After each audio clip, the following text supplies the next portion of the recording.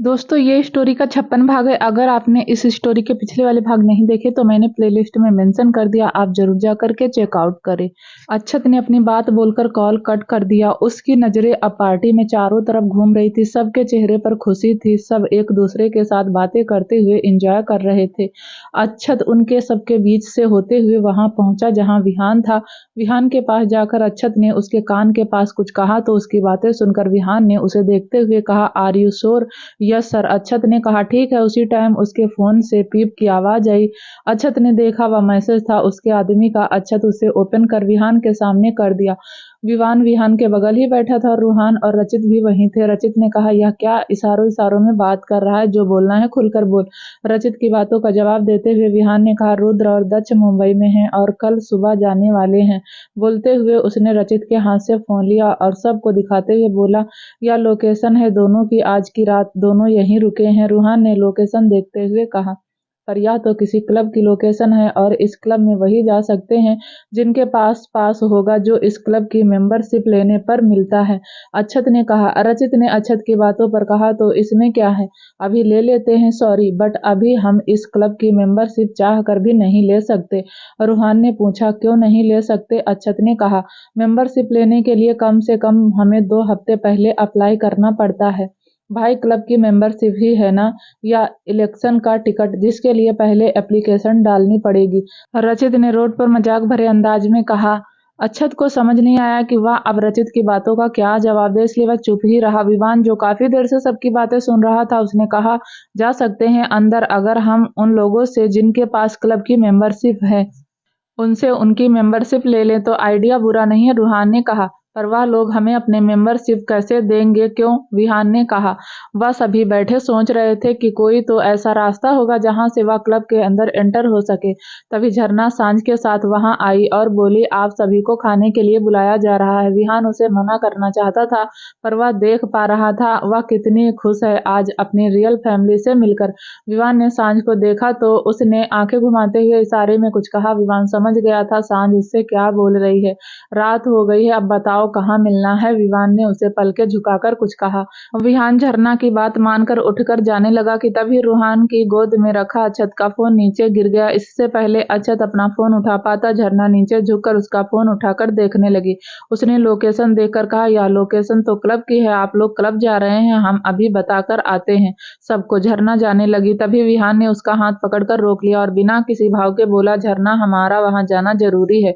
पर क्यों? आप लोग क्लब क्यों जाना चाहते? सांझ ने पूछा। रूहान ने खड़े होते हुए उन्हें सारी बातें बताई समझाई। तभी रूहान की बात सुनकर झरना ने कहा, हम आप लोगों को क्लब के अंदर ले जा सकते हैं क्या? सच में? अक्षत ने पूछा। हाँ, झरना ने स्माइल करते हुए कहा। पर तुम कैसे ले जा सकती हो? विहान ने पूछा। क्योंकि हमारे पास इस क्लब की मेंबरशिप है, झरना ने कहा। तुम्हारे पास क्लब की मेंबरशिप है? कैसे? रूहान ने सवालिया नजरों से झरना को देखते हुए पूछा। अरे भाई, आप कुछ उल्टा पुल्टा मत सोचना, हमें मेंबरशिप क्लब में परफॉर्म करने के लिए मिली थी, झरना ने पूरी बात समझाते हुए कहा। विहान झरना की बात को समझ रहा था। उसने पहले भी झरना को क्लब में परफॉर्म करते हुए देखा था, पर रूहान उसकी भौहें सिकुड़ गई थी। उसने सवाल किया, मिस्ट्री, तुमने क्लब में परफॉर्म किया? क्यों भाई, कभी कभी कुछ काम ऐसे होते हैं जिन्हें हम करना नहीं चाहते, पर हमारी सिचुएशन हमें वह काम करने के लिए मजबूर कर देती है। बोलते हुए उसने एक गहरी सांस ली और आगे बोली, हमें पैसों की जरूरत थी, हमने इसलिए क्लब में परफॉर्म किया था। झरना की बात सुनकर रचित ने कहा, क्या इस जंगली बिल्ली ने भी? उसने इतना ही कहा था कि तभी झील ने वहां आते हुए कहा, आप सब इकट्ठे होकर क्या बात कर रहे हैं? झरना ने झील को सब एक्सप्लेन किया तो झील ने कहा, पर 2 मेंबरशिप पर इतने सारे लोग एक साथ कैसे जा सकते हैं? उसने सबको देखते हुए कहा, एक आइडिया है। सांझ ने जैसे ही यह कहा सब उसकी तरफ देखने लगे। कैसा आइडिया? झरना ने पूछा। हम सब तुम्हारे साथ तुम्हारी टीम मेंबर बनकर जा सकते हैं परफॉर्म के लिए। सांझ की बात सुनकर झील ने कहा, आइडिया बुरा नहीं, ऐसा कर सकते हैं हम, पर एक प्रॉब्लम है। झरना ने कहा, अब क्या प्रॉब्लम है? सांझ और झील ने एक साथ पूछा। झरना ने अपने सामने बैठे सभी हैंडसम हंक को देखते हुए कहा, क्या आप सबको डांस करना आता है? झरना की बात सुनकर सबने एक दूसरे को देखा। विवान ने उठते हुए कहा, 15 मिनट है तुम्हारे पास चेंज करके उधर क्लब में सब रेडी हो गए थे। अब आगे क्या करना है? झील ने उसकी बातों को जवाब देते हुए कहा, क्या करना है क्या? स्टेज पर जाकर ठुमके लगाने हैं तुम सबको? झील की बात सुनकर जहां झरना और सांझ को हंसी आ रही थी, तो वहीं उन लड़कों के चेहरे पर एक अलग ही फ्रस्ट्रेशन आ गया था। उन्हें देखकर यह कहना मुश्किल था, वह अभी गुस्सा है या नॉर्मल।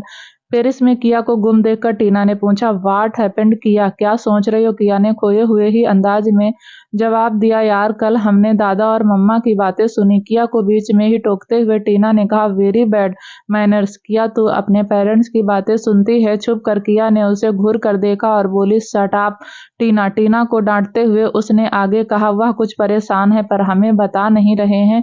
कुछ तो ऐसा है जो दादा हमसे छुपा रहे हैं। हमने दादा को पहले कभी इतना परेशान नहीं देखा। किया की बात सुनकर टीना ने कहा, अच्छा यह बता तूने बात क्या सुनी थी, तभी हम कुछ पता लगा सकते हैं। किया ने याद करते हुए कहा, कुछ शेयर होल्डर के बारे में बोल रहे थे। Share holder? तो डेफिनेटली उनके बिजनेस में कोई पंगा हुआ होगा, टीना ने कहा। तो हम पूरी बात कैसे पता करें? किया ने पूछा। टीना ने सोचते हुए तपाक से कहा, तू राघव से हेल्प क्यों नहीं लेती? वह भी एक बिजनेसमैन है, वह बिजनेस की बातें तुझे ज्यादा अच्छे से समझा पाएगा। नहीं यार, अगर हम उसकी हेल्प लेंगे तो वह इसका कुछ और ही मतलब निकालेगा, किया ने कहा। पर किया, वह तुझसे प्यार करता है, इतना हैंडसम है, अच्छा इंसान लगता है, फिर तुझे क्या प्रॉब्लम है उसे अपने लाइफ में लाने से?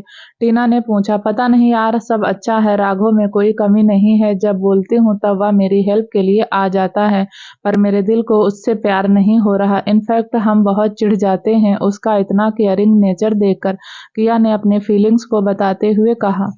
बोलते हुए वह सोचने लगी, फिर बोली, I think is not my type. वाह मैडम वाह, आपके टाइप का नहीं है तो क्या आपके लिए किसी एम्पायर के प्रिंस को लाएं? टीना ने किया को छेड़ते हुए कहा। डोंट टॉक रविश, यहाँ हमें दादा की टेंशन हो रही और तुम्हें प्रिंस की पड़ी है, किया ने टीना को डांटते हुए कहा। तेज म्यूजिक के साथ लाइट स्टेज पर पड़ी, वह सभी स्टेज पर थे। रूहान और अक्षत वहां की भीड़ में गुम थे। वह तीन ही कपल स्टेज पर थे, हर घड़ी हर पहर। मुझे बस ख्याल है अब तेरा। सांझ ने गाने के बोल के साथ डांस के कुछ स्टेप किए। सांझ का साथ देते हुए झरना ने भी डांस के कुछ स्टेप किए। सांझ, झरना और झील तीनों ही स्टेज पर डांस कर रही थी। उनका डांस देखकर स्टेज के नीचे खड़े लोग जोर जोर से चिल्ला रहे थे। वह तीनों ही डांस करते हुए पीछे गई और उनके पीछे जाते ही विहान विहान और रचित आगे आए। तीनों के चेहरे पर उनका आधा चेहरा कवर किया मास्क लगा था। विवान ने सेंटर की पोजीशन लेकर गाने के बोल के साथ डांस के कुछ स्टेप किए। विवान के बाद रचित ने सेंटर में आकर डांस किया। रचित के बाद विहान ने भी गाने के बोल से मैच करते हुए कुछ स्टेप किए। फिर तीनों ने एक साथ आगे आकर सेम स्टेप किए। विहान ने सबका साथ देते हुए डांस किया। सांझ ने विवान के साथ गाते हुए डांस किया। विवान ने सांझ का हाथ पकड़ उसे घुमाकर पीछे कर खुद आगे आकर कुछ स्टेप किए। फिर सब ने एक साथ गाते हुए डांस किया। झील ने अपने एक हाथ को सर के ऊपर से घुमाते हुए गाने के साथ डांस किया। रचित ने उसका साथ देते हुए डांस किया। सांझ ने गाते हुए डांस किया। विवान ने भी गाते हुए डांस किया। फिर तीनों कपल ने एक साथ सामने आकर डांस किया तो एक बार फिर शोर मच गया। सब जोर जोर से चिल्लाने लगे। रूहान और अक्षत अब तक क्लब के ज्यादातर हिस्से को देख चुके थे, पर अभी तक उन्हें रुद्र या दक्ष दोनों में से कोई नहीं दिखा था, ना उसके आदमी दिखे थे। रूहान भीड़ से निकलकर फर्स्ट फ्लोर की सीढ़ियां चढ़ने लगा, तभी उसे एक रूम से निकलता हुआ एक आदमी दिखा, जिसका होलिया ही उसके गैंगस्टर होने का सबूत दे रहा था। थोड़े लंबे बाल जिसकी उस आदमी ने पीछे एक चोटी बनाई हुई थी, बढ़ी हुई दाढ़ी जिसका रंग थोड़ा सफेद हो गया था, चेहरे पर चोट के निशान थे। रूहान ने आगे बढ़कर उस आदमी को दबोच लिया और उसकी कनपट्टी पर गन रखकर उसे दूसरे रास्ते से उसी रूम में ले आया जहां वह सब तैयार हुए थे। परफॉर्म करने के बाद वह सभी उसी रूम में आ गए थे। रूहान ने अब तक उसके मुंह पर 4 से 5 मुक्के मार दिए थे। उसके मुंह और नाक से खून निकल रहा था। बता रुद्र और दक्ष कहाँ? बोल, रूहान ने एक और बार उसके मुंह पर मुक्का मारते हुए कहा तो उस आदमी ने रूहान की बातों का जवाब देते हुए कहा, वह दोनों इसी क्लब में है, हमने पूरा क्लब देख लिया है पर हमें तो वह कहीं नहीं दिखा। अक्षत ने उस आदमी की बातों पर कहा, वह क्लब में है पर ऊपर नहीं नीचे, उस आदमी ने कहा। अब तक विवान, विहान और रचित भी कपड़े चेंज कर आ गए थे। रूहान अभी उस आदमी की कही बातों का मतलब समझने की कोशिश कर रहा था कि अभी विवान ने कहा यहाँ भी एक रूम है और वह दोनों वही हैं, क्या सच में? रचित ने चौंकते हुए कहा। ऊपर नहीं नीचे है, इसका मतलब यहाँ बेसमेंट है। यह क्लब जितने ऊपर है उतना जमीन के अंदर भी है।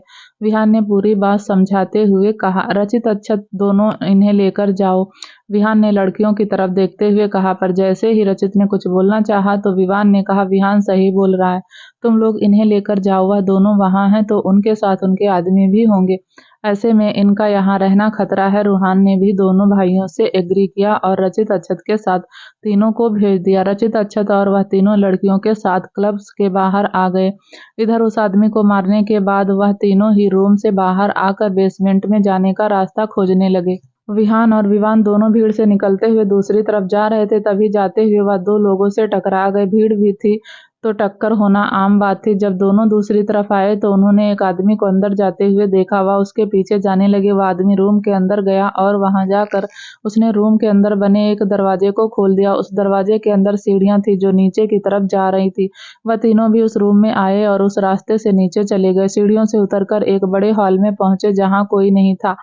इक्का दुक्का लाइट ही जल रही थी, पर तीनों हॉल के सेंटर में पहुंचे ही सारी लाइट जल गई। अच्छा ड्राइव कर रहा था रचित उसके बगल बैठा था। वह कुछ सोच रहा था। उसने सोचते हुए अच्छा से कहा, विहान और रूहान ने एक बार पहले भी रुद्र और दक्ष को पकड़ने की कोशिश की थी ना। अक्षत ने ड्राइव करते हुए रचित की बातों का जवाब देते हुए कहा, हाँ, पर उन्हें सर के आने की खबर पहले ही मिल गई थी, इसलिए वह बच निकले थे। एक सेकंड, जब पहले उन्हें खबर मिल गई थी तो इस बार भी तो उसे खबर मिल ही गई होगी।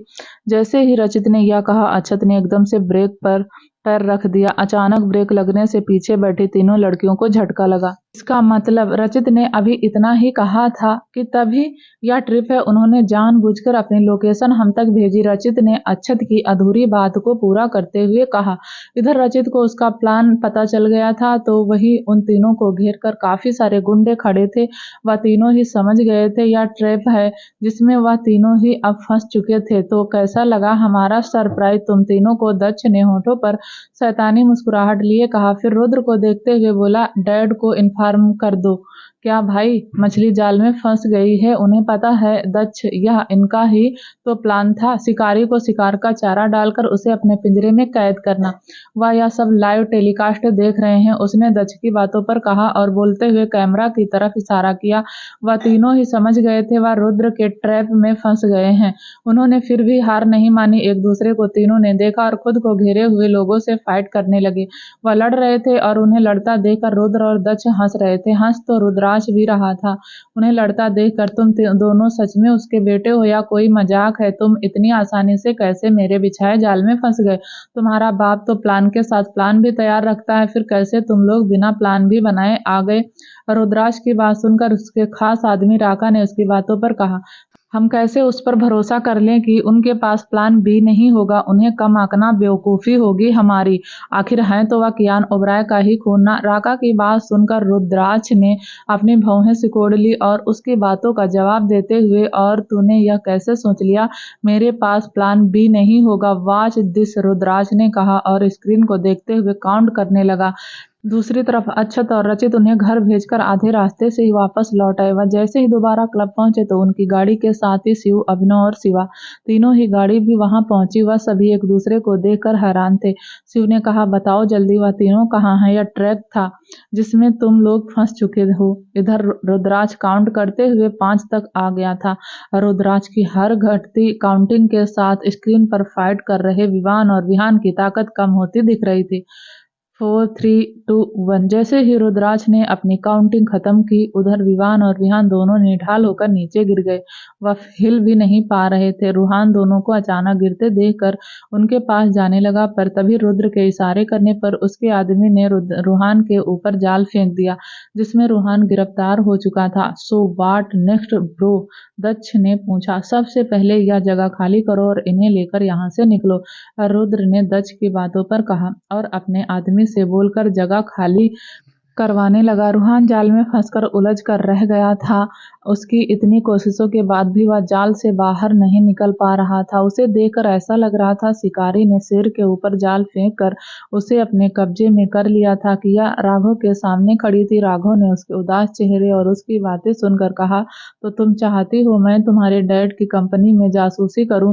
किया ने टीना का सजेशन एक्सेप्ट कर लिया था और उसने उसकी बात मानकर राघव को सारी बात बता दी थी।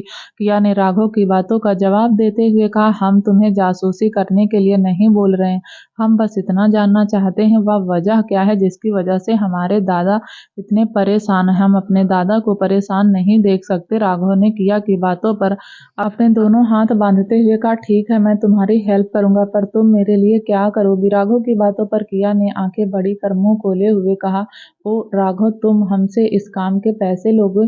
किया की बातें सुनकर राघव ने अपनी आंखें बंद की और 2 सेकंड बाद अपनी आंखें खोलकर किया को कमर से पकड़ उसे अपने करीब लाकर बोला, मुझे पैसे नहीं चाहिए, वह मेरे पास बहुत है। किया, जो राघव के उसके करीब आने से अनकंफर्टेबल हो गई थी, उसने अपने दोनों हाथ राघव के सीने पर रख उसे दूर करते हुए कहा, ओके, हम तुम्हारी कोई भी एक बात मानेंगे, पर तुम हमसे दूर रहा करो। किया की बातों पर राघव ने कहा, मैं पास आना चाह रहा हूँ और तुम मुझे खुद से दूर कर रही हो। देखो राघव, हमें अभी तुमसे प्यार नहीं हुआ है तो तुम दूर ही रहो, अभी हमसे जब तक हम ना चाहें। किया ने राघव की बातों का जवाब देते हुए कहा। राघव उसकी बात मानकर उससे अलग होकर बोला, ओके, मैं जब तक तुम्हें नहीं छूऊंगा जब तक हमारी शादी नहीं हो जाती। शादी? सीरियसली राघव, तुम्हारी घड़ी की सुई हर बार शादी पर आकर ही क्यों रुकती है? किया दोनों हाथ कमर पर रखकर राघव की बातों का जवाब देते हुए बोली। राघव उसके रिएक्शन और क्यूट बातें सुनकर हंसने लगा। इंडिया में शिव, शिवा, अभिनव, अक्षत और रचित जब क्लब को एक्सप्लोर करते हुए बेसमेंट में पहुंचे तो वहां कोई था ही नहीं, सब जगह खाली थी। शिवा ने जोर से अपना हाथ झाड़ते हुए कहा, वह ले गया उन्हें। रचित और बाकी सब ने पूरी जगह को अच्छे से देखकर वहां कोई नहीं था, वह सभी बाहर आ गए। अब क्या करें? शिवा ने पूछा तो उसकी बातें सुनकर शिव ने कहा, अभिनव, पता कर वह लोग कहाँ हैं। अभिनव ने शिव की बात मानकर अपना फोन निकाला और अपने स्पेशलिस्ट को कॉल किया। वह फोन कान पर लगाकर जैसे ही कुछ बोलने को हुआ तभी अक्षत ने उसके हाथ से फोन लेकर कॉल कट कर दिया। अक्षत की इस हरकत पर सब चौंक उठे, वह सभी उसे हैरानी से देख रहे थे। अक्षत तो समझ रहा था सब अभी उसके बारे में क्या सोच रहे हैं, पर उसे इस बात की परवाह नहीं थी। उसने अपनी बात सबके सामने रखते हुए कहा, सॉरी, पर मैं आप लोगों को किसी को भी कॉल करने नहीं दे सकता। उसकी बातें सुनकर शिव ने कहा, अच्छा, तुम्हारा दिमाग खराब हो गया, उन तीनों की जान खतरे में है और तुम हो हमें रोक रहे हो। शिव के बाद अभिनव भी बोला, अक्षत, यह क्या हरकत थी? मुझे मेरा फोन दो, मुझे उनकी हेल्प करने दो। अभिनव की बातों पर अक्षत ने कहा, सॉरी मामा जी, पर मैं आपको किसी को भी कॉल करने नहीं दूंगा। अच्छा, तो तुम्हारा दिमाग खराब हो गया है? यह तुम क्या बोल रहे हो? अगर उन तीनों में से किसी को भी कुछ हुआ तो मैं तुम्हें छोड़ूंगा नहीं। रचित ने गुस्से में अक्षत की कॉलर पकड़कर कहा। अक्षत ने उसकी बात पर उससे अपनी कॉलर छुड़ाते हुए बोला, आप लोग समझ क्यों नहीं रहे? वह विवान, विहान और रूहान है, उन्हें कुछ नहीं होगा क्या? इतना कमजोर समझा आप लोगों ने उन्हें? आप भूल गए क्या वह कौन है और किसके बच्चे हैं? तुम कहना क्या चाहते हो? शिवा ने उससे नजरें मिलाते हुए कहा, बस आप लोग अभी इतना समझ लीजिए, यह भी उनके प्लान का एक हिस्सा है क्या? अक्षत की बातें सुनकर रचित चौंकते हुए बोला। तूने गुस्से से लाल आंखों को अक्षत की आंखों में डालकर कहा, मुझे पूरी बात बताओ। हम जानते थे रुद्र और दक्ष ने अपनी लोकेशन हम तक जानबूझकर पहुंचाई है, इसलिए हमने उसे ऐसा दिखाया कि हम उसके प्लान में फंस गए हैं। वह किडनैप हुए नहीं हैं, उन्होंने अपना किडनैप खुद करवाया है। उनके किडनैप होते ही प्लान बी एग्जीक्यूट हो गया है। अक्षत ने सब एक्सप्लेन किया तो उसकी पूरी बात सुनकर रचित ने कहा, अगर प्लान बी उनके किडनैप होने के बाद एग्जीक्यूट हुआ तो प्लान क्या था? रचित की बातें सुनकर अक्षत ने गहरी सांस ली और उसकी बातों का जवाब देते हुए बोला था, रुद्र और दक्ष तक पहुंचना और उन्हें किडनैप कर रुद्राक्ष को मुंबई आने के लिए मजबूर करना। अक्षत को बीच में रोकते हुए रचित ने कहा, और प्लान बी? अक्षत ने रचित की बातों पर कहा, प्लान बी क्या है यह तो मैं भी नहीं जानता। प्लान बी वह तीनों ही जानते, उन्होंने बस इतना कहा था, अगर वह पकड़े जाते तो उनके पकड़े जाते ही प्लान बी एग्जीक्यूट हो जाएगा। अक्षत की बात सुनकर शिव ने एक लात गाड़ी के टायर पर जोर से मारते हुए कहा, what is the help of plan B? Villa में तीनों में से किसी की आंखों में नींद नहीं थी और उनके साथ वह चारों भी बैठी थी, कायल, ऋचा, आर्या और पीहू। पीहू ने चिप्स खाते हुए कहा, यह भाई बार बार क्यों खतरे से खेलने लग जाते हैं? पीहू की बातों पर आर्या ने कहा, यार, इंडिया में कितना एडवेंचर है और मुझे नहीं पता था रूहान भाई और बाकी सब इतने डेंजरस हैं। आर्या की बातों का जवाब देते हुए कायल ने कहा, तुम भूल रही हो आर्या, मेरे बड़े पापा कैसे हैं? भाई भी बिल्कुल उनके ही जैसे हैं, एक बार भी खतरे में पड़ने से नहीं सोचते। तभी ऋचा ने कहा, बस वह तीनों घर आ जाएं सही सलामत। वैसे या रुद्र और दक्ष हैं कौन? सांझ ने पूछा तो झरना ने उसकी बातों पर कहा, एक अच्छा खासा दिखने वाला कुत्ता है जिसे अपने बाप की तरह ही बीमारी लगी है लोगों को काटने की। झरना की बातों पर झील ने कहा, कसम से यार, अगर उस दिन उसके हाथ में गन नहीं होती ना तो हम उसी से उसे मारकर उसका भूत बना देते। झील ने उस दिन को याद करते हुए कहा जब रुद्र ने उसे बंदी बनाकर झरना को जासूस बनाकर विहान के पास भेजा था। वह जगह काफी ज्यादा बड़ी थी। उसे देखकर ऐसा लग रहा था मानो वह एक तरह की पुरानी लोहे पर खिलौने की फैक्ट्री हो, क्योंकि अभी भी वहां लोहा और उससे बनी कई तरह की वस्तु रखी थी। रूहान जो चेयर से बंधा हुआ था, उसके हाथ पैर रस्सी की जगह जंजीर से बंधे थे। उसके कपड़े फटे थे। टी शर्ट के अंदर पहनी अंदर शर्ट दिख रही थी जिस पर उसका ही काफी सारा खून लगा था, जो उसके कंधे, चेस्ट और चेहरे पर लगी चोटों से निकल रहा था। रूहान के अपोजिट विवान और विहान के शरीर के चोट के निशान उसी वक्त के थे जब वह तीनों लड़ रहे थे। उन दोनों ने अचानक निढाल होकर गिरने के बाद रुद्र और दक्ष ने उन्हें नहीं मारा था। वह दोनों अभी भी फ्लोर पर पड़े थे। विवान और विहान दोनों ही बहुत कोशिश कर रहे थे अपने हाथ को हिलाने की, पर इतनी कोशिशों के बाद भी दोनों अपनी एक उंगली तक नहीं हिला पा रहे थे।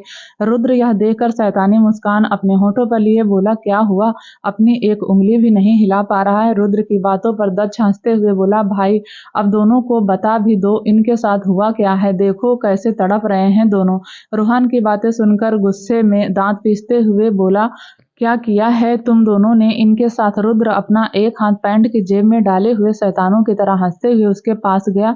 अपने एक हाथ से रूहान के मुंह को झगड़ते हुए गुस्से में बोला, तुझे इसकी जैसी हालत में नहीं पहुंचाया जानता है क्यों? क्योंकि तुझे इन दोनों को मरते हुए देखना है। तू इन दोनों को मरते हुए देखेगा अपनी आंखों से, और इन दोनों को ना बचा पाने की तड़प देखकर मुझे बड़ा मजा आएगा। एक झटके से उसने रूहान का मुंह छोड़ा और हंसने लगा। वह हंसते हुए विवान और विहान के पास गया और बोला, अगले 24 घंटे तक तुम दोनों अपनी एक उंगली तक नहीं हिला पाओगे। जानते हो क्यों? क्योंकि हमने तुम्हें पैरालाइज कर दिया है 24 घंटे के लिए। तुम दोनों जब क्लब में उन दोनों आदमियों से टकराए थे, वह हमारे आदमी थे। उन दोनों ने तुम्हें इंजेक्शन दिया, एक ऐसे पॉइजन का जिसे लेने के बाद कोई भी आदमी कितना भी स्ट्रॉन्ग क्यों ना हो 24 घंटे के लिए पैरालाइज हो जाता है। रुद्र की बात को पूरा करते हुए दक्ष ने कहा और उन्हें देखते हुए मुस्कुराते हुए उसके पास आया और नीचे झुककर बैठ गया। वह दोनों को देखकर आगे बोला, वैसे तुम दोनों में से विवान कौन है जो जोरावर की गुलामी करता था? उसने कहा था तेरे हाथ पैर बहुत चलते हैं, इसलिए ही तो तेरा यह स्पेशल ट्रीटमेंट किया, और बेचारा या विहान खामखा उसे भी तेरे साथ पैरालाइज होना पड़ा। वह कमीनों की तरह मुस्कुराते हुए दोनों को देखते हुए आगे बोला, तुम दोनों दिखते भी तो एक जैसे हो, तो अब सजा भी दोनों की एक ही जैसी होगी ना? जैसे ही दक्ष ने अपनी बात खत्म की, रूहान उसकी बातों पर हंसने लगा। और रूहान को हंसता हुआ देखकर दक्ष उससे घूरते हुए बोला, मरने के डर ने क्या तुझे पागल कर दिया? रूहान हंसते हुए उसकी बातों का जवाब देते हुए बोला, डर मुझे नहीं तुम दोनों को है, इसलिए ही तो सामने से लड़ने की जगह दोनों को इंजेक्शन देकर पैरालाइज कर दिया। रूहान की बात खत्म होते ही दक्ष ने उसके मुंह पर एक मुक्का मारते हुए बोला, क्या बोला तूने? हम डरते हैं तुझसे? फिर से एक और मुक्का मार कर बोला, साले जान तेरी मेरे पैरों तले है, पर अकड़ तेरी अभी नहीं गई। रूहान फिर से अपनी हंसी से उसे चिढ़ाते हुए उसकी बातों पर बोला, इसे अकड़ नहीं कॉन्फिडेंस कहते हैं, जो तेरे में नहीं है। बोलते हुए वह हंसने लगा। दक्ष ने उसके हाथ पर लिपटी चैन को हटाते हुए बोला, साले बहुत कॉन्फिडेंस है ना तेरे अंदर, चल दिखा। रूहान जैसे ही चैन से आजाद हुआ उसने खड़े होते हुए अंगड़ाई ली और बोला, जितना तूने मुझे मारा है ना उतना तो रोज वार्म अप करता हूं मैं। दक्ष ने उसकी बातें सुनकर रूहान पर वार किया। वह उसके सीने पर पंच मारना चाह रहा था। रूहान ने उसके पंच को रोककर मोड़कर उसके मुंह पर एक मुक्का रखते हुए बोला, तू मुझे साला नहीं बोल सकता, मेरी मिस्ट्री का हस्बैंड वह है, तुझे तो साले मैं उसे देखने भी ना दूं। अपनी बात खत्म करते हुए रूहान ने एक पंच उसके सीने पर मारा, जिससे वह कुछ कदम पीछे हो गया। विवान और विहान उस फाइट को देखकर दोनों धीरे से मुस्कुराए, पर रुद्र उसकी बाहों तन गई। वह दोनों करीब 10 मिनट तक ऐसे ही लड़ते रहे। कभी रूहान उस पर भारी पड़ता तो कभी दक्ष। इस बीच रुद्र का फोन रिंग हुआ। उसने दोनों को लड़ते हुए देखते हुए कॉल रिसीव कर फोन कान पर लगाते हुए बोला, हेलो। रूहान और दक्ष दोनों लड़ रहे थे। उस फाइट को विवान विहान दोनों ही एंजॉय कर रहे थे। देख तो रुद्र भी रहा था, पर उसकी बाहों में कुछ सिकुड़ी हुई थी, क्योंकि जब भी दक्ष एक पंच मारता रूहान उसके बदले उससे 4 पंच मार देता। रुद्र भी अपने सामने हो रही फाइट को देख रहा था कि तभी उसका फोन रिंग हुआ। उसने फाइट को देखते हुए ही कॉल रिसीव कर फोन कान पर रख रूड टोन में बोला, हेलो। दूसरी तरफ से किसी ने कहा, क्या तुमने तीनों को मार दिया? आवाज सुनकर रुद्र पहचान गया, यह आवाज राका की ही है। उसने दोनों को लड़ते हुए देखकर कहा, अभी नहीं। रुद्र की बात सुनकर राका ने रुद्राक्ष को देखा। जो उसके सामने बैठा था वह एक जंगली खूंखार भेड़िया लग रहा था। उसके मुंह में इस वक्त सिगार थी जिससे वह लंबे लंबे कस ले रहा था। राका ने रुद्राक्ष को देखते हुए अपनी गर्दन ना में हिला दी। रुद्राक्ष समझ गया कि अभी वह लोग मरे नहीं, जिंदा हैं। उसने बैठे हुए ही हाथ आगे बढ़ा दिया तो राका ने फोन उसके हाथ में रख दिया। रुद्राक्ष ने फोन कान पर लगाया और दूसरे हाथ से सिगार निकाल धुआं छोड़ते हुए बोला, उन्हें खत्म करो और निकल लो वहां से जल्दी। रुद्र ने रुद्राक्ष की बातों का जवाब देते हुए कहा, बस डैड, उन्हें हम मार देंगे। दक्ष थोड़ा सा बस खेल रहा है उनके साथ। अभी रुद्र ने इतना ही कहा था कि तभी रुद्राक्ष ने बीच में ही कहा, शेर के बच्चे को पिंजरे में कैद कर उनके साथ खेलते नहीं, उनका शिकार करते हैं, वरना कब वह शिकारी शिकार कर ले पता नहीं चलता। Okay dad, I understand, I finish right now. Rudra ने रुद्राक्ष की बातों का जवाब देते हुए कहा। रुद्र की बातों पर रुद्राक्ष ने कहा, I want see the in okay dad. Rudra ने अपनी बात खत्म करते हुए कॉल कट किया। उसने सामने देखा तो रूहान के हाथों के बीच दक्ष की गर्दन थी। वह उसे मारने वाला था। जैसे ही रुद्र ने यह देखा, साले तेरी, तो वह बोलता हुआ उनके पास गया और उसने रूहान के मुंह पर एक पंच मारा, पर फिर भी उसने दक्ष की गर्दन नहीं छोड़ी। रुद्र ने उसका हाथ उसकी गर्दन से हटाना चाहा, फिर भी रूहान की पकड़ उसकी गर्दन पर जरा भी ढीली नहीं हुई। गुस्से में आकर रुद्र ने वहीं पड़ी लोहे की रॉड उठाई और उससे रूहान के सर पर वार किया। सर पर लगते ही रूहान की पकड़ दक्ष पर ढीली हो गई। वह उससे दूर हुआ। उसने अपना सिर पकड़ लिया और धड़ाम से नीचे गिर गया। इधर दक्ष रूहान की पकड़ से आजाद होकर वह तेज तेज सांसें ले रहा था। रुद्र ने उसे संभालते हुए चेयर पर बिठाया और उसे पानी दिया। उसने घूर कर नीचे पड़े रूहान को देखा, जिसकी आंखें बंद थी, पर वह अभी भी पूरी तरह बेहोश नहीं हुआ था। रात की सुबह हो गई थी और सुबह से शाम हो गई थी। अब तक विला में सबको पता चल गया था विवान, विहान और रूहान के बारे में। शिवी की आंखों से आंसू बह निकले। उसके दोनों हाथ भगवान के सामने जुड़े थे। उसने मन ही मन कहा, प्लीज भगवान जी, मेरे बेटे को कुछ मत होने देना। अभी तो मैं उससे मिली हूँ, इतनी जल्दी उसे मुझसे दूर मत करना। उन तीनों को कुछ नहीं होने देना, उन्हें वापस से ले आओ। शिवी के साथ आंसू, स्वाति, पायल, अंशिका भी हाथ जोड़े प्रार्थना कर रही थी। आंसू भी मन ही मन प्रार्थना कर रही थी। बाकी सभी हॉल में थे। और कितनी देर, ऑलरेडी 20 घंटे बीत चुके उन्हें गायब हुए। रचित ने झुंझलाते हुए कहा। अक्षत को समझ नहीं आ रहा था अब वह क्या कहे। किसी के भी सवालों का उसके पास कोई जवाब नहीं था। रुद्र ने रुद्राक्ष की बातों को फॉलो करते हुए उसने सारा इंतजाम कर दिया था। अब रुद्राक्ष वहीं से ही तीनों को देख पा रहा था। उसने इशारा किया उन्हें मारने का। रुद्र ने उसकी बात मानकर एक आदमी को इशारा किया। वह आदमी रुद्र के इशारे पर विवान और विहान के पास गया। उसके हाथ में लोहे की राड थी। उसने उस राड से दोनों पर वार किया। इससे पहले वह राड दोनों को घायल करती, दोनों ने अपने एक एक हाथ उठाकर उसे पकड़ लिया। यह देखकर दक्ष और रुद्र दोनों ही चौंक गए। दक्ष ने टाइम देखते हुए कैलकुलेट कर कहा, भाई अभी तो 21 ही घंटे हुए हैं, या इतनी जल्दी रिकवर कैसे हो रहे हैं। दक्ष की बातों का जवाब रुद्राक्ष ने दिया, मौत बेटा, मरने का डर एक कमजोर इंसान को भी बहादुर बना देता है। इनके बॉडी सेल्स इसलिए इतनी जल्दी रिकवर हो रहे हैं क्योंकि इन्हें पता है यह बहुत जल्द मरने वाले हैं। इनके पास खुद को बचाने के अलावा और कोई ऑप्शन नहीं है। वह दोनों ही अपने डैड की बात को ध्यान से सुन रहे थे। रुद्राक्ष ने आगे कहा, इससे पहले वह दोनों पूरी तरह रिकवर हो जाए फिनिश। विवान और विहान ने उस राड को पकड़ तो लिया था, पर वह उसे ज्यादा देर तक होल्ड नहीं कर पा रहे थे। जैसे ही उस आदमी ने राड को अपनी तरफ से खींचा, वह राड रेत की तरह दोनों के हाथ से फिसल गई। रूहान भी अब होश में आ गया था, पर उसे घेर कर काफी सारे आदमी खड़े थे जिनसे उसे अकेले ही निपटना था। विवान और विहान दोनों ने पलट कर अपने हाथ जमीन पर टिकाते हुए उठने की कोशिश करने लगे। तभी दक्ष ने आगे बढ़कर उन्हें एक लात मारी और फिर से वापस नीचे गिर गए। रुद्र और दक्ष दोनों ही विवान और विहान को मारने लगे। उनसे थोड़ी दूर पर रूहान, जो बाकी लोगों से लड़ रहा था, वह भी लड़ते लड़ते थक गया था और रुद्राक्ष उन्हें पीटते हुए देखकर मुस्कुरा रहा था। तभी उसका फोन रिंग हुआ और रुद्राक्ष अपना फोन लेकर दूसरी तरफ चला गया और राका को इशारे कर कहा, उन्हें अब मार दो। राका ने रुद्र और दक्ष से कहा, उन्हें मार कर जल्दी वहां से निकलो। दोनों ने राका की बात मानकर हाँ में सर हिलाया। रूहान, जो उन्हें मारने के साथ साथ पीट भी रहा था, उसे मार रहे आदमियों में से एक आदमी अचानक धड़ाम से नीचे गिर गया। रूहान यह देखकर स्माइल की और बोला, प्लान बी सक्सेसफुल। उसने एक आदमी का हाथ पकड़ उसे मोड़ कर तोड़ते हुए कहा, तो फाइनली आप लोग आ गए। उसने जैसे ही कहा उसके ऊपर वार कर रहा एक आदमी नीचे गिर गया। रुद्र और दक्ष जो विवान और रिहान को मार रहे थे, उनके वीक होने का फायदा उठाकर दोनों की बॉडी रुद्र और दक्ष के इस तरह मारने पर अब काफी ज्यादा जख्मी हो गई थी। रूहान ने दोनों को आवाज दी तो दोनों ने उसकी तरफ देखा। रूहान धीरे से मुस्कुराया। तभी दोनों ने देखा कि रूहान को भेजे हुए आदमी में से एक एक कर नीचे गिर रहे थे, तो दोनों ही यह देखकर मुस्कुराने लगे। विहान ने मन ही मन खुद से कहा, आप लोग हैं कौन, हर बार हमें बचाने आ जाते हैं। तो वहीं विवान ने भी खुद से कहा, आप लोगों का चेहरा देखने के लिए बहुत मार खाई है, इस बार प्लीज बिना चेहरा दिखाए गायब मत होना। विवान और विहान दोनों ने एक दूसरे को इशारे किए और रूहान को भी कुछ इशारे किए। रूहान जो अभी भी उन लोगों से लड़ रहा था, दोनों के इशारे को समझते हुए उसने अपने शरीर को ढीला छोड़ दिया। अब वह उनसे लड़ नहीं रहा था, उसके हाथों पिट रहा था। वह उन्हें रोकने की भी कोशिश नहीं कर रहा था। उससे लड़ रहे लोगों में से एक एक कर कम हो रहे थे। उन्हें गोली लग रही थी पर आवाज किसी को सुनाई नहीं दे रही थी। गन पर साइलेंसर लगाने का यही तो फायदा था। रुद्र और दक्ष दोनों ही उन्हें मार कर थक गए थे। उन दोनों के मुंह से खून निकल रहा था, फिर भी दोनों के चेहरे पर दर्द नहीं था।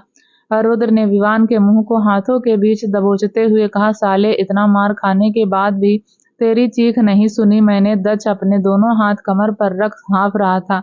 उसकी नजर तो पतली पतली राड पर गई जो वहीं पड़ी थी। वह उनमें से दोनों राड को उठाया और एक राड रुद्र को देते हुए बोला, बहुत हो गया भाई, अब इन्हें खत्म करते हैं। दोनों ने उस राड को अपने हाथ में मजबूती से पकड़ा और नीचे पड़े विवान और विहान को देखने लगे। दोनों की नजर उनकी चेस्ट पर थी। उस राड को दोनों के सीने में उतारने का इरादा करे दोनों ने अपने शरीर की पूरी ताकत इकट्ठी कर उन पर वार किया। विवान और विहान दोनों की आंखें बड़ी हो गई थी। यह देखकर रुद्र और दक्ष दोनों ने ही इस उम्मीद में अपनी आंखें खोली कि वह राड दोनों के सीने से आर पार हो गई होगी, पर दोनों को ही जोर का झटका लगा। वह दोनों ही राड उनके सीने से कुछ 2 इंच ऊपर थी, तो दो मजबूत हाथों ने उन दोनों ही राड को उनके सीने में उतरने से पहले ही हवा में ही रोक दिया था।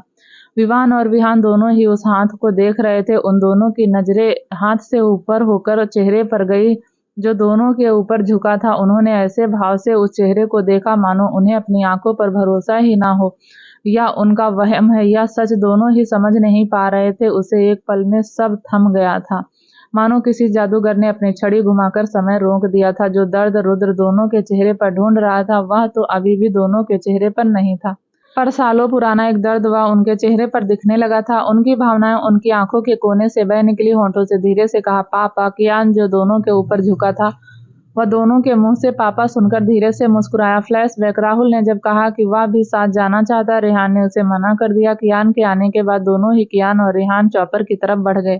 रेहान के बैठने के बाद कियान जैसे ही आगे बढ़ा, पीछे से उसे एक आवाज आई। हालांकि उस आवाज को सुनना बहुत मुश्किल था, पर फिर भी वह आवाज इतनी तेज थी कि कियान के कानों तक पहुंच ही गई थी।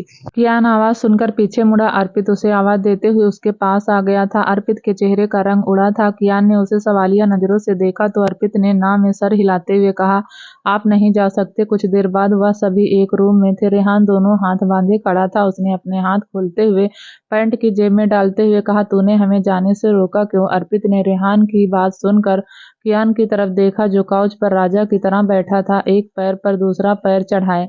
कियान की तरफ देखते हुए अर्पित ने कहा, कुछ बड़ा होने वाला, बहुत बुरा और खतरनाक। तू कहना क्या चाहता है? राहुल ने बीच में टोकते हुए सवाल किया। मुझे अभी क्लियर नहीं पता, कुछ पर लीड मिली है। वह फिर से विवान, विहान और रूहान को अपना निशाना बनाने वाला है।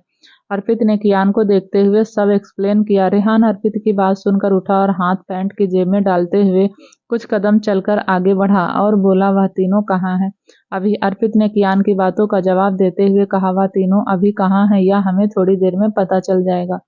रुद्र और दक्ष कहाँ हैं अभी? कियान ने फिर से सवाल किया। अर्पित ने गहरी सांस लेकर कहा, वह दोनों यही हैं, पर उनकी एग्जैक्ट लोकेशन नहीं पता। अर्पित की बातें सुनकर राहुल ने उसे ऐसे देखा मानो कह रहा हो, तो तुझे क्या पता है? सबकी आधी अधूरी इंफॉर्मेशन लेकर घूम रहा है।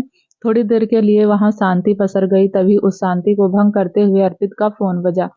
अर्पित ने कॉल रिसीव किया और दूसरी तरफ से बोल रहे शख्स की बात सुनकर कहा, तुम निश्चित हो अर्पित की बात पर दूसरी तरफ से बोल रहे शख्स ने कुछ कहा तो अर्पित ओके बोलते हुए कॉल कट कर दी। लोकेशन मिल गई सनशाइन क्लब। अर्पित ने फोन अपने जेब में रखते हुए कहा। जब कुछ समय बाद वह सभी सनशाइन क्लब पहुंचे तो उनके हाथ भी कुछ नहीं आया। वह समझ गए वह सभी वहां से चले गए हैं। कुछ देर बाद अर्पित का फोन फिर से बजा। राहुल ने अर्पित की कॉल रिसीव करने से पहले कहा, इसे बोल अगर इस बार इन्फॉर्मेशन देर से मिली ना तो सबसे पहले इसे ही गोली मारूंगा। अर्पित ने राहुल की बात सुनकर बिना कुछ बोले कॉल रिसीव की। उसने इस बार कंफर्म करते हुए कहा, इस बार अगर तुमने देरी की तो सनशाइन समझ लेना अंजाम बुरा होगा। दूसरी तरफ से बोल रहा आदमी ने थोड़ी डरी आवाज में कहा, ओके सर, बट अभी भी वही हैं। अर्पित ने कॉल कट करते हुए फोन को राहुल को दे दिया। वह उसमें आई लोकेशन को ट्रेस करने लगा। कुछ घंटे बाद ही वह लोग उस पुराने फैक्ट्री पहुंच गए थे। वह लोग जब पहुंचे तब रुद्र और दक्ष विवान और विहान को मार रहे थे और उनसे कुछ दूरी पर रूहान को आदमी घेरे खड़े थे जिनसे वह लड़ रहा था। उन्होंने छुपकर ही निशाना लगाया। वह एक एक कर सभी को शूट करने लगे, पर उन तीनों की ऐसी हालत देखकर कियान और रेहान ने एक दूसरे को देखा और आंखों ही आंखों में कहा, लगता है सामने आना ही पड़ेगा। और तभी वह सभी अंदर आ गए। वह बाहर से उनके आदमियों को मारते हुए अंदर आ रहे थे। जैसे ही कियान ने रुद्र और दक्ष को राड से विवान और विहान पर वार करते देखा, वह तुरंत उनके पास आ गया और इससे पहले कि वह रॉड दोनों के सीने में उतरती, कियान ने उसे पकड़ हवा में ही रोक दिया।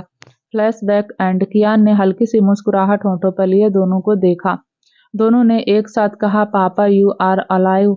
कियान दोनों की बातें सुनकर एक बार फिर मुस्कुराया और रुद्र और दक्ष दोनों की तो हालत खराब हो गई थी। राका जो अभी भी कॉल पर कनेक्ट था, उसकी आंखें हैरानी से फटी रह गई। उसे अपनी आंखों पर यकीन नहीं हुआ।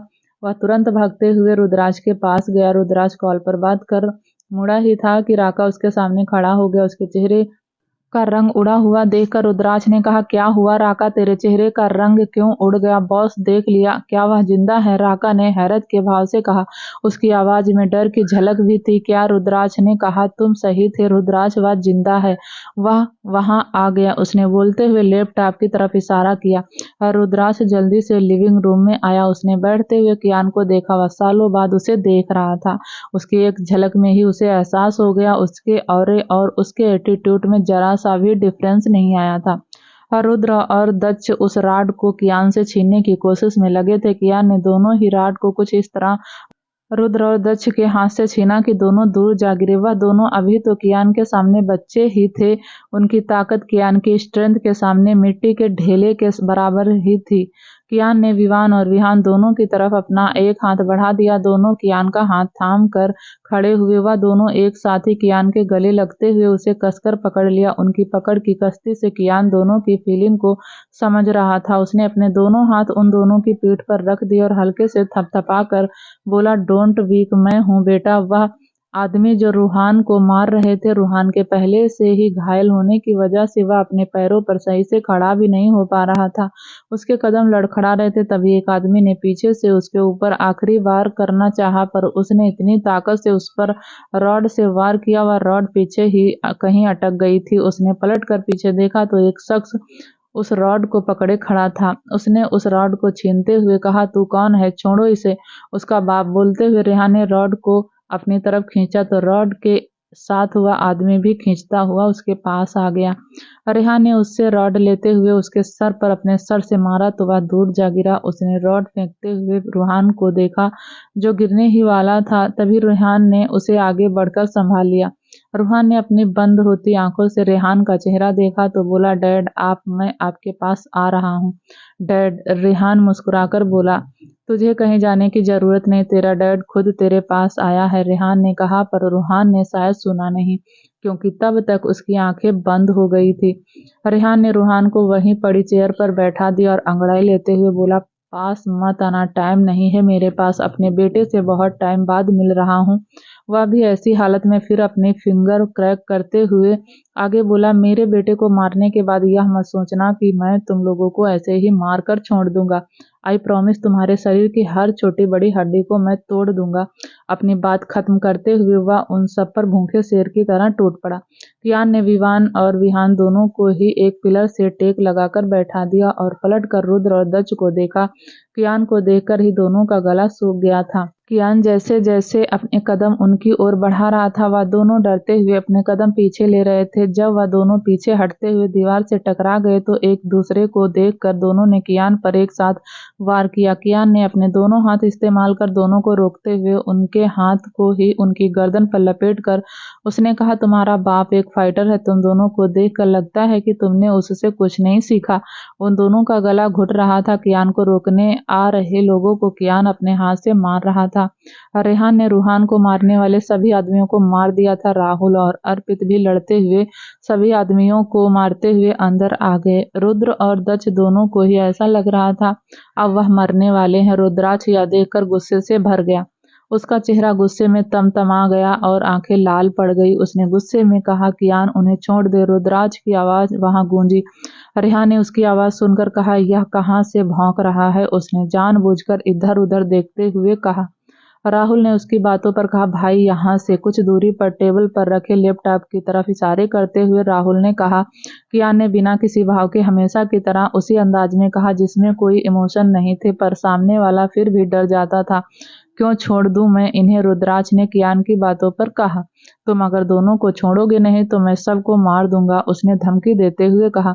तू पहले अपने साम्राज्य से बाहर तो आ, तब मारने की बात करना। रेहान की बातों पर रुद्राक्ष ने गुस्से में कहा, वहां एक बम है जो कभी भी मेरे एक इशारे पर फट सकता है। एक सेकंड, बम फटा तो यह मत भूलना, हमारे साथ तेरे यह 2 अनमोल रत्न भी मरेंगे। रेहान ने फिर से उसी अंदाज में रुद्राक्ष को चिढ़ाते हुए कहा। मैं जानता हूँ इसलिए बोल रहा हूँ, रुद्र और दक्ष को जाने दे। आई प्रॉमिस वह बम ब्लास्ट नहीं होगा। रुद्राक्ष ने सबको अपनी बातों का भरोसा करवाते हुए कहा। अच्छा, तूने यह कैसे सोच लिया? हम तेरी बकवास बात मान जाएंगे। रेहान ने फिर से उसी अंदाज में कहा। तुझे मानना ही पड़ेगा, मेरे तो सिर्फ 2 बेटे मरेंगे पर तुम सब मरोगे और तुम्हारे मरने के बाद तुम्हारा बचा खुचा परिवार सबको मार दूंगा मैं। रुद्राक्ष ने रेहान की बातों पर धमकी देते हुए कहा। साले वहां बैठे बैठे क्या धमकी दे रहा है? हिम्मत है तो इंडिया आ, फिर बताते हैं तुझे, रेहान ने अग्रेसिव होते हुए कहा। रेहान तू बहुत उतावला हो रहा है, मुझसे मिलने के लिए कितने सालों तक मेरी कैद में था, फिर भी तेरा मन नहीं भरा? रुद्राक्ष ने रेहान पर तंज कसते हुए कहा। कियान ने दोनों को छोड़ दिया तो दोनों नीचे गिर गए। कियान रुद्राक्ष या अपनी मौत से डरता नहीं था, पर वह जानता था अगर आज वह सभी उस ब्लास्ट में मरते हैं तो उनके मरने के बाद उनका परिवार और उनसे जुड़े लोगों को रुद्राक्ष तड़पा तड़पा कर मारेगा। कियान ने सबके बारे में सोचते हुए ही रुद्र और दक्ष को जाने दिया। कियान ने लैपटॉप उठाकर उसमें रुद्राक्ष को देखते हुए बोला, आज जिंदा छोड़ दिया है, अगली बार नहीं छोड़ूंगा। उसकी आवाज में एक रौब था। अपनी बात को जारी रखते हुए उसने आगे कहा, जानता हूं तो मुझसे मिलने के लिए बेताब है, ज्यादा इंतजार नहीं करना पड़ेगा तुझे, जल्द ही तुझसे मिलने आ रहा हूं। कियान ने अपनी बात खत्म करते हुए लैपटॉप बंद कर दिया। उसने पलट कर देखा तो विवान और विहान दोनों बेहोश हो चुके थे।